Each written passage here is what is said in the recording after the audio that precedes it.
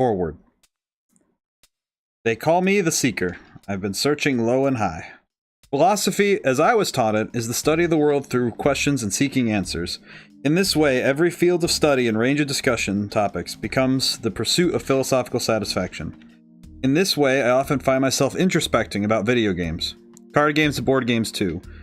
Games are a constant wellspring of questions I wish to answer. Some are about the story, the meaning, or the way the plot will go. Many are brought through a single thread I find fascinating. Maybe it's the nature of the divine, or the reason planets move the way they do. From the design principles of fictional animals, to the possible scientific truths behind speculative technology, games of all kinds have granted me the chance to form questions and find answers. Some questions required additional searching outside of the game itself, seeking discussion with others, opening up books and articles to learn more about the world, perhaps loading up more games. I have to take in the world at large in order to continue my study and learning. Curiosity is really good at endlessly propagating itself when properly cultivated, and now my own desire to answer questions and put them down to paper has manifested this book. So this is how we got here. We being you, the reader, and me, the current version of the author that will serve as the eternal guide of this book and no others. Writing is an odd thing. On the one hand, the instant a book is published, it is in the past, a relic of that moment. Preserves messages, ideas, and memes long after the time it was made. A strange sort of telepathy, according to Stephen King's On Writing. I give you words and ideas from my mind, and you receive them. This book relays the experiences and stories I wish to send your way, and they make it to you as you read these words in a timeless manner. Philosophy is difficult to do this with, since our current ideas and beliefs become static and immutable the moment they hit the paper. In a way, they lose their potency as they stay here in the past. As these questions are answered, the current me may have found new insights or even disproven my statements here with new evidence. Pursuit of knowledge and enlightenment is an infinite path, and it does not end with this book. By capturing my thoughts and ideas here and now, hopefully I can share some new insights and ideas that someone might find helpful. You may agree or disagree with my points or angles on topics or questions. You may think me a wild loon, or perhaps you may find some new insights to your own life through the chapters ahead of you. But above all else, I only ask that you follow me down this road and find out for yourself. Above all else, I try to keep things brief. Of all things I found with philosophy books I've read in the past, I found them to be incredibly dry and too wordy. Frankly, if someone needs 1,000 words just to establish the beginning of an argument, they definitely could have cut it down by a sizable amount before it hit the print. So if my descriptions or explorations seem succinct, no, I prefer people to finish my books in reasonable time over forcing their brains through alphabet soup. I will try my best to show what I mean, hopefully transmitting my ideas with clarity and direct description. The study of questions can be hard, and trying to take in wildly new angles and ideas can take time. So take the reading at your pace, and let things sink in as necessary. Or don't and just demolish this thing in a single sitting. I'm not your parent, and I certainly won't judge you. You already picked this book up, and if you got this far, clearly you either have an obligation to read it, or you're interested enough to see if I'm crazy or not. Maybe one day you'll divine your own questions from this book and seek answers yourself. Maybe you'll come and find me in the current day and ask me about it. Either way, you're the one at the helm now of taking in this new information. You control the pace of this story. Let's get this show on the metaphorical road and get to the part of the book you came for, philosophy. What is a god? When I contemplate the brevity of man's life, I am indifferent to worldly things. How many are the days I spend in thought? We often come up with questions, spurred by the moment or struck by inspiration like lightning from above. For me, many of those questions come from games. The medium has evolved and grown to be just as thought-provoking and philosophical as movies and books. It continues to grow and evolve alongside its older contemporaries. Dozens of questions come to my mind, from the mundane and fact-driven, such as what Baozi is, thank you Persona 5 Royal, to the less concrete, open-ended questions that are often up to interpretation for the player. This series of essays, written at the edge of madness and between projects, is called Philosophy Through Play, and I hope you'll stay and read up. Now, while most essays start straight away with answering the titular question, I think it best we start further back. I would like to discuss where the question itself came from and where I found the question of what is a god. First found the question roughly a year ago after finishing my streaming playthroughs of Triangle Strategy, which was preceded by Shin Megami Tensei V, Pokemon Legends Arceus, and a personal playthrough of Elden Ring. All of them refer to notions of the divine, the idea of a god or gods depending on the setting. They all use the term god to describe such vastly different things. In Triangle Strategy, the focus is on the goddess of salt and her supposed influence over the desert land of Hyzan. In Shin Megami Tensei 5, this refers not just to the demons who have lost their godhood. In Shin Megami Tensei 5, this refers not just to the demons who have lost their godhood, but also to the one god of Christian faith and even the Nahobino's potential to become a god. Arceus is also referred to as the god of creation in Pokemon, and Elden Ring refers to the Elden Beast as a god, and the various holders of the shards as demigods. Drawing even further comparisons, compare Raiden from Mortal Kombat and Beerus from Dragon Ball Super. Both refer to as gods, yet their power and function could not be more different. So can there be a taxonomical answer to the question that links these gods together? Something that they all share that defines what makes godhood? Can we define what a god truly is? I believe I have found my answer through research, study, and introspection. While my answer does have some historical backing, it may not yet be complete, but it is a start. With this question, we thankfully have a starting point from the written definition of the term God in the dictionary.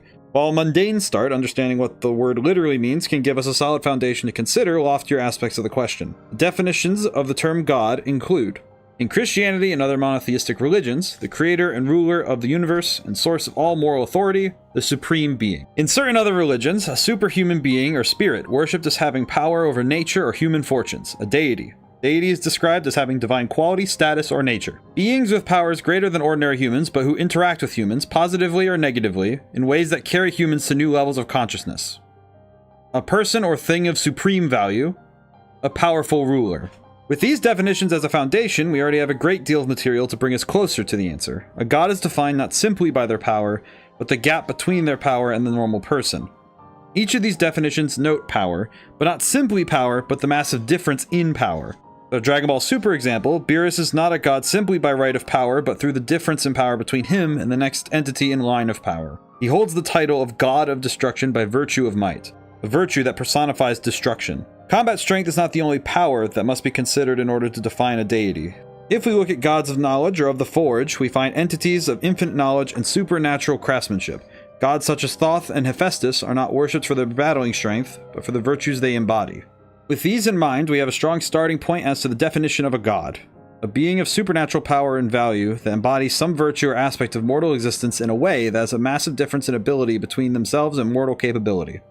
It is here I must apply a rule.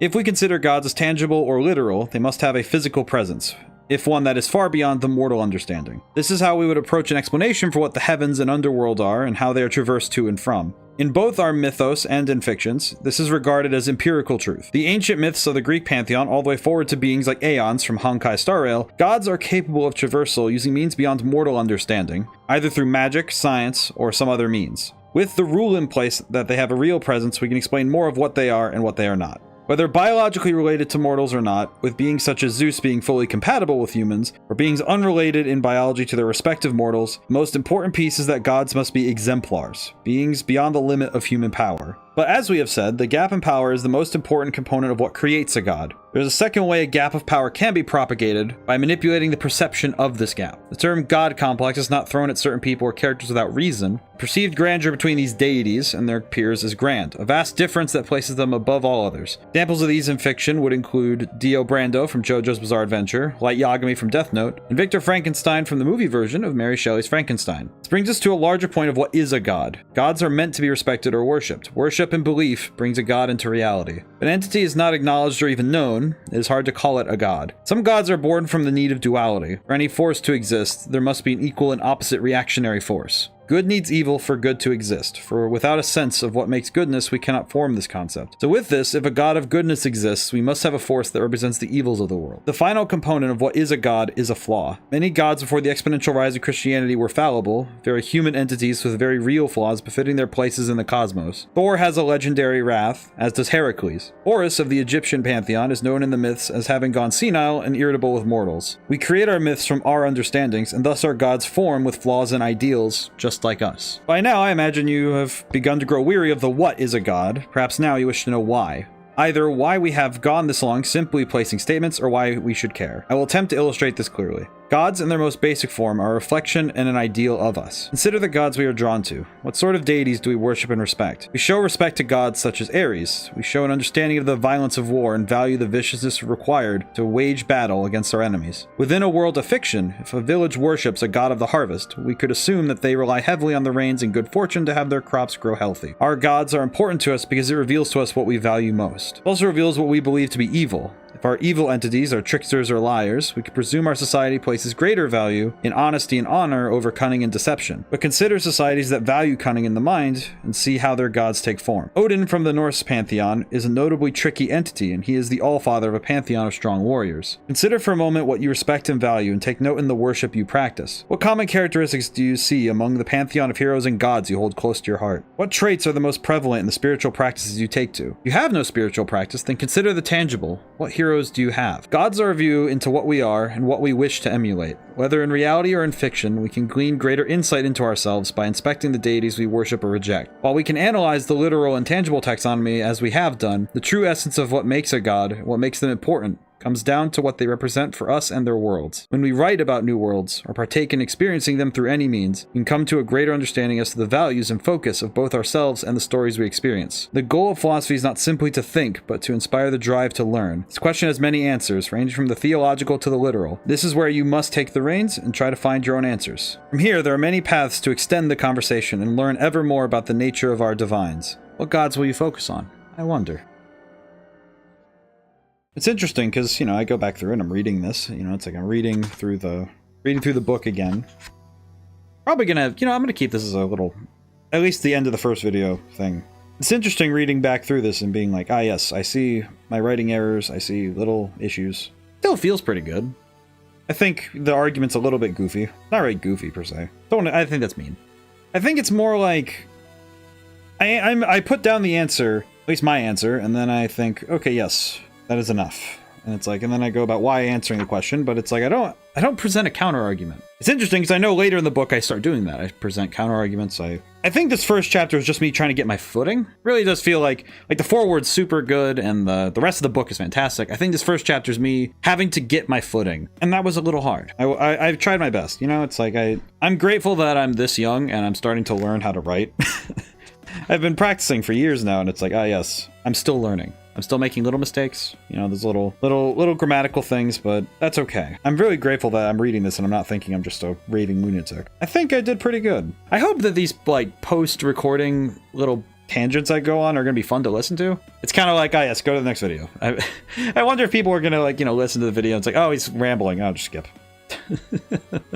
Now then, believe this is the end of the video. If you enjoyed this video and you're enjoying this series, please consider subscribing and liking the video. If you didn't like it, I would recommend putting a comment down, giving me tips on how to improve, because I think I'm going to do this whole book. I'm going to do it the way I do it, because I'm going to make all these videos in a sprint. But I think if you really like these videos, or you like them enough that you want me to improve, please put comments down to tell me how to improve, because I am learning this by myself. Your advice would be invaluable, and I appreciate you putting the time to write down. And if you just like the video, also say that. Let people know that you're happy with the things they do. And just so you know, I will appreciate it. I will probably like your comment. I will probably reply to your comment. Because right now, I am in the beautiful spot of being able to. Thank you for listening, and I'll see you soon. Goodbye for now.